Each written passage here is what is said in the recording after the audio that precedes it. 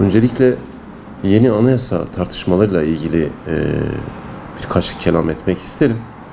Biliyorsunuz şu anki mevcut anayasamız 12 Eylül darbe sonrası o dönemin iktidarı, kurucu iktidar yani darbe iktidarı tarafından oluşturulmuş bir anayasaydı.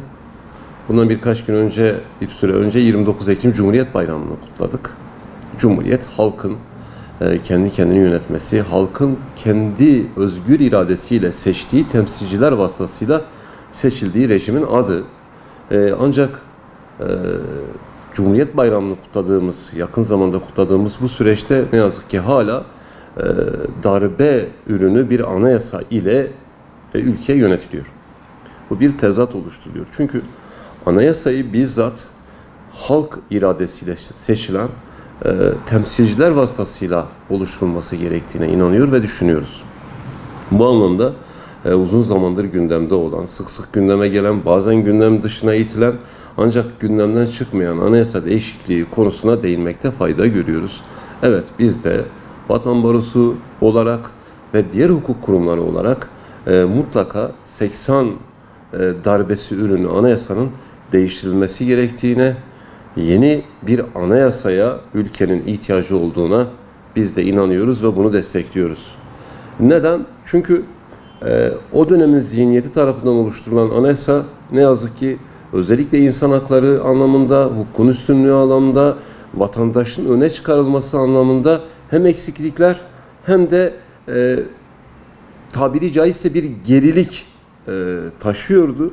Bu anlamda öncelikle değişen ve dönüşen dünyaya uygun, daha insan hakları odaklı, vatandaş merkezli, vatandaşı öne çıkaran, özellikle devlet ile vatandaş dengesinde vatandaşın üstünlüğüne inanan bir anayasanın gerekliliğine inanıyoruz. Yani vatandaş merkezli bir anayasa, devlet bütün kurumlarıyla vatandaş için vardır merkezli bir anayasaya ihtiyacımız olduğunu düşünüyorum.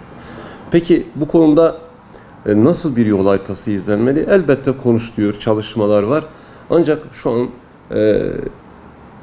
halk tarafından seçilen milletvekillerinin oluşturduğu bir meclis var. Değişik renklerden, değişik kesimlerden oluşuyor. Ancak hepsinin ortak bir düşüncesi var. Evet, bu anayasa değişmeli. Madem değişmeli, meclisin bütün bileşenlerinin ortaklaştığı özgürlükler, insan hakları, hukukun üstünlüğü ve vatandaş odaklı bir anayasada ben bu bileşenlerin ortaklaşabileceğini düşünüyorum. En azından asgari müştereklerde çok rahat uzlaşabilirler. Buna inanıyoruz ve bizce de anayasa değişmeli, yeni bir anayasaya ihtiyacımız var. Biz de destekliyoruz. Değişen ve dönüşen bir dünyadayız. İnsan hakları, hukukun üstünlüğü, eşitlik, özellikle eşitlik, hukukun üstünlüğü kavramını zaten değiştirmeyi düşünüyorlar. Veyahut devletin birlik ve beraberliği. Bu konu zaten çok tartışılan konular değil. Hani dediğimiz gibi bir maddenin bir diğer bir madde üstünlüğü yok. Tartışılabilmeli, konuşulabilmeli ve şu anki irade, halkın iradesi meclise yansımış durumda ve meclis de her bir maddeyi bizce özgürce tartışabilmeli ve bu ülkeye vatandaşların hak ettiği bir anayasaya odaklanılmalı ve yeni bir anayasa oluşturulmalı düşüncesindeyiz.